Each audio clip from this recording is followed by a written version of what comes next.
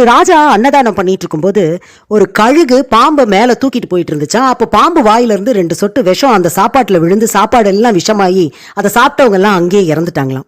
அப்போ சித்திரகுப்தன் வந்து யமதர்மன்ட்ட கேட்டிருக்காரு, இந்த பாவ கணக்கை யார் பேர்ல எழுதட்டும், ராஜா பேர்லயா இல்ல பாம்பு பேர்லயா இல்ல கழுகு பேர்லயான்னு கேட்டதுக்கு, இல்ல அது யார் பேர்ல எழுதுறதுன்னு நான் அப்புறமா சொல்றேன், வெயிட் பண்ணு அப்படின்னு சொல்லியிருந்திருக்காரு.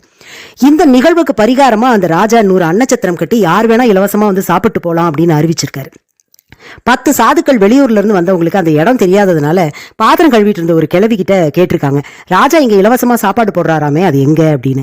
ஆமாமா, அவர் சாப்பாடெல்லாம் இலவசமா தான் போடுவாரு, ஆனா அதை சாப்பிட்டா நீங்க தான் உயிரோடு இருப்பீங்களான்னு தெரியாது அப்படின்னு அந்த கிழவி சொல்லியிருக்கு. உடனே யமதர்மன் சித்திரகுப்தனை கூப்பிட்டு, வா வா வா வா, அந்த பாவ கணக்கு அந்த கிழவி மேல எழுது. எப்போ ஒருத்தங்க தனக்கு சம்பந்தம் இல்லாத விஷயங்களை பத்தி புரணி பேசிட்டு இருக்காங்களோ அந்த பாவம் அவங்களதான் போய் சேரும் அப்படின்னு சொல்லியிருக்காரு.